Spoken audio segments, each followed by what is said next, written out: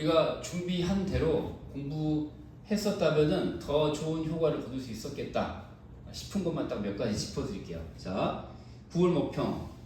자, 최고점 만점 기준으로 표점이 130, 129 뭐 이렇게 굉장히 쉬웠던 시험으로 기록이 되고 있는데 뭐 누군가에는 또 어려운 시험이기도 했죠. 네, 누군가에게는 또 어려울 수도 있다. 자, 그러나 자료를 먼저 보시면은 이렇게 연계 내역들을 화면으로 확인을 할 수가 있어요. 이렇게 한번 화면 확인해 주시고, 먼저 문학 작품들이 EBS에 있던 작품들이 연계가 된 것들을 볼 수 있는데, 먼저 그냥 눈요기니까 독서도 한번 보시고요. 4개 지문 가운데서 몇 개? 3개 지문이 이렇게 각각 하나, 둘, 셋 연계됐다는 거 확인 가능하고요. 그 다음에 고전 소설부터 시작해가지고 문학은 4작품이 연계가 됐어요. 그쵸? 그래서 전체 8작품, 3, 3, 하나, 하나, 3개, 하나, 3개 이렇게 전체 8작품 가운데서 4작품이나 연계가 됐다라고 볼 수가 있을 것 같아요. 숫자로 치면은 이제 8분의 8작품 가운데서 4작품이 EBS에서 나왔다. 근데 사실 이제 고전 소설이 춘향전이 그대로 나온 게 아니잖아요. 그렇죠? 춘향전이 그대로 나온 게 아니라서 이 개작한 한문 소설이 나왔기 때문에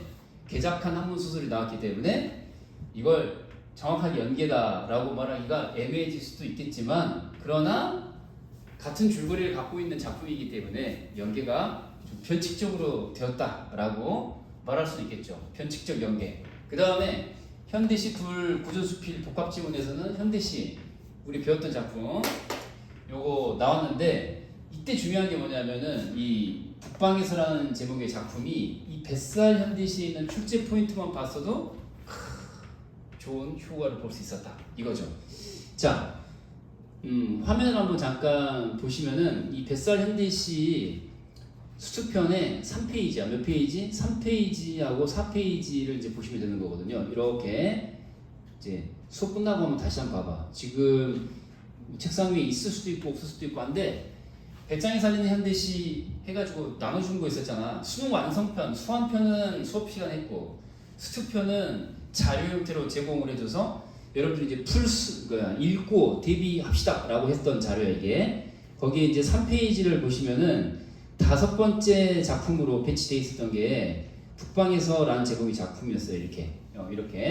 그래서 거기 보면은 자, 다음 페이지 넘겨서 4페이지 보면은 이렇게 화자의 아쉬움이라는 말이 나와 있거든요. 이렇게 화자의 아쉬움. 자, 요거 갈대와 장풍에 붙드던 마을도 잊지 않았다. 뭐 이렇게 나와 있는 표현 있죠. 그리고 또 밑으로 가시면은 뭐 그런 거, 이런 것들을 보면은, 자, 선생님 분명히 그때 이제 이것만 읽어도 충분히 준비가 가능하다라고 했었던 이 자료거든요. 이 자료가 문제를 한번 가볼게요. 시험지 있는 친구는 시험지를 보시고, 없는 친구들은 그냥 화면만 보면 될 것 같아. 자, 여기 보면은 23번 문제 지나서 24번 문제 봐봐. 24번 문제, 부평 24번 문제를 보면은 이렇게 기억에 대한 설명 나오고 니은에 대한 설명이 나오는데, 물론 적절하지 않은 걸 묻는 문제였어요. 근데 2번 선지에 니은에서는 의인화된 자연물을 제시해서, 자, 화자가 주어로 나왔죠.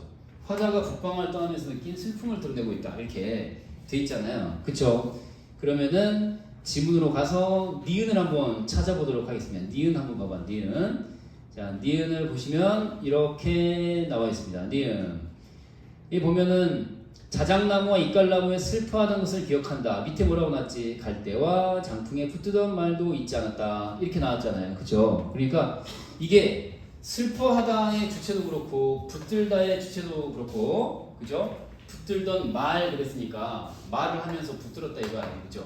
주체가 다 누구예요? 인간이야 자연이야? 자연물이죠.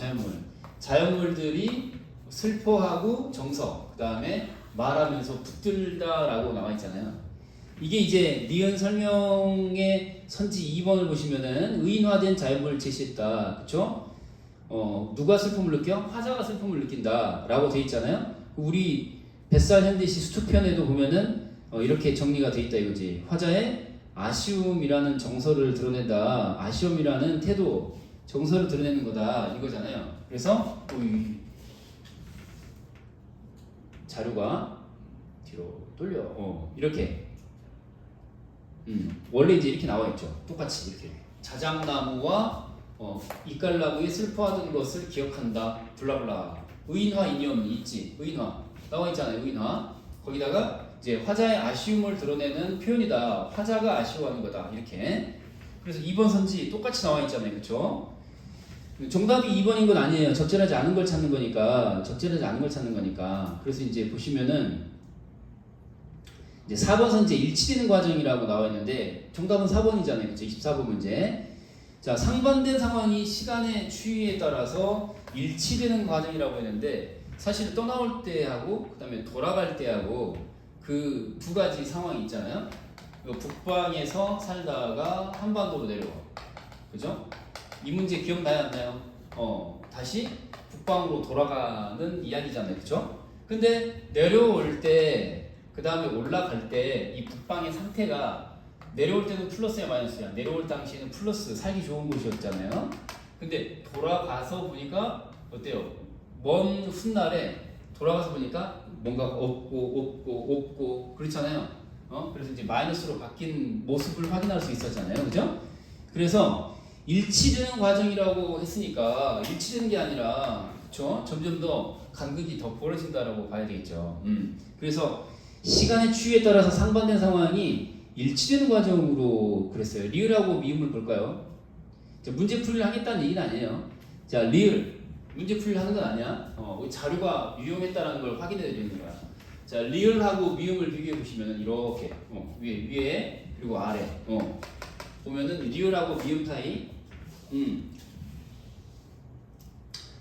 그래서 이 리을하고 미음 사이에 관한 설명 선지를 보시면은 일치되는 과정이라고 했는데 일치되는 과정이 아니라 더 간극이 더 심화된다라고 봐야 되겠죠. 왜냐면 여기는 뭐야?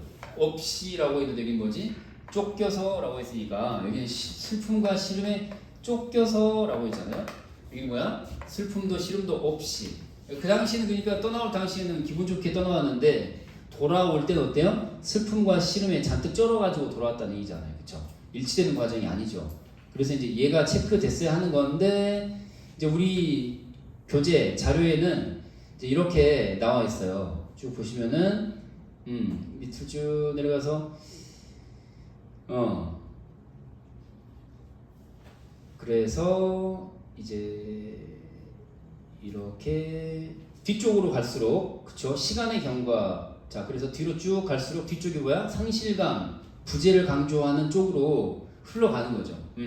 그래서 이제 이런 전체적인 내용들을 읽고 풀었으면은 정답 찾는데 그렇게 어렵지 않았을 것이다. 특히 2번에서 걸리지 않았을 것이다.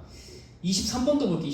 23번도 방금 봤던 그 상실감 있죠. 23번에 1번 선지 상실감이라고 나왔는데 이 1번 선지의 상실감이라고 나온 거 그죠? 태반과 관련된 상실감 맞나요? 그쵸? 태반과 관련된 상실감 우리 뱃살 현대시 수특편 자료를 보시면은 이 상실감이라고 하는 거 그쵸? 보입니까? 상실감 그쵸? 이게 이제 태반 뒤쪽에 있는 구절에 대한 설명이었거든요. 태반 뒤쪽에 있는 구절 없다 이렇게 끝나는 거. 그래서 상실감 부재 강조할 때 상실감이 여기 자료에 딱 한 이렇게 나와 있었던 거거든요. 그죠? 이것도 정답 1번인데 1번 체크하는데 크게 어려움이 없을 것이다 이거죠. 2주일 사이, 일주일 사이에 내가 읽어보라고 줬던 그 자료 제대로 봤으면은 충분히 1번으로 체크할 수 있었던 거거든요. 오케이?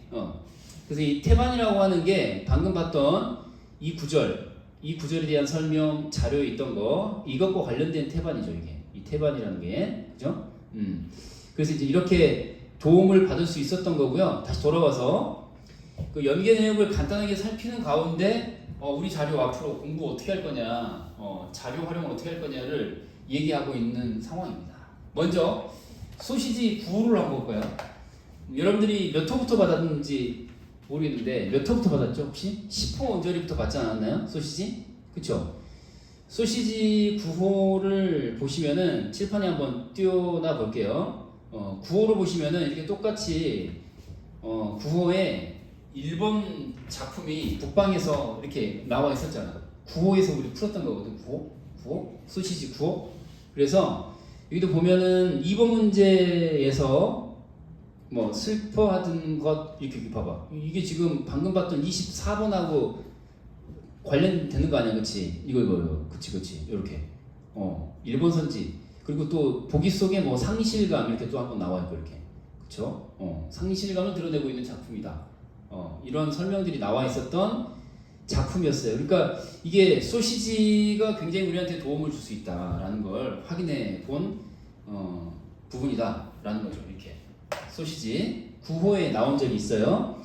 그리고 자 다음 작품 또 한번 보도록 하겠습니다. 다음 작품 현대시 지나서 그 아래 이렇게 현대 소설 날개 또는 수갑 있잖아요. 얘도 마찬가지. 이번에 왜 더 쉽게 느끼느냐면은 이 수능 특강에 있는 현대 소설 날개 또는 수갑이 그 인용된 부분이 다 수록분이야, 미수록분이야? 수록분이야, 수록분. 그러니까 그 본문에 수능 특강 본문에 없는 건 하나도 없었어. 그대로 그냥 가져온 거야. 다만 이제 많은 내용 가운데 조금 잘라내고 그대로 옮겨온 거거든.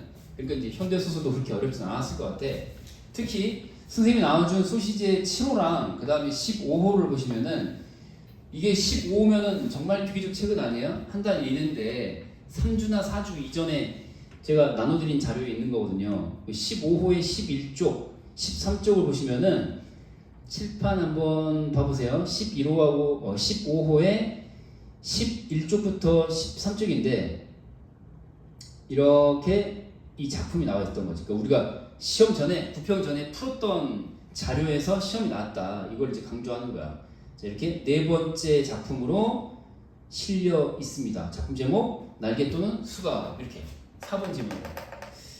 그래서 비교적 최근에 풀어봤던 작품이 되겠고요. 그 다음 고전시가 3편이 나왔는데 앞에 있는 하나가 연계 작품 수특에 있던 작품이잖아요, 그렇죠? 이번엔 유난히 다 수특에서만 나오고 수완 한 편도 안 나왔어. 그만큼 이제 수완에서 나올 가능성이 더 높아졌다라고도 할 수 있겠죠. 근데 호화곡이라고 하는 건 여러분들이 저랑 같이 공부하지는 않았지만은 이것도 역시 마찬가지로 이게 소시지의 14호 비교적 최근 아니에요? 14호에 제가 나눠드린 소시지 가운데 있었어요. 9쪽부터 10쪽 사이에 들어가 있었거든. 호화곡. 그래서 이것도 14호니까 이렇게 생겨먹은 녀석 호화곡 해가지고 엄청 길게 설명문 형태로 같이 나와 있었던 문제로 여러분들이 풀어봤던 작품이었어요.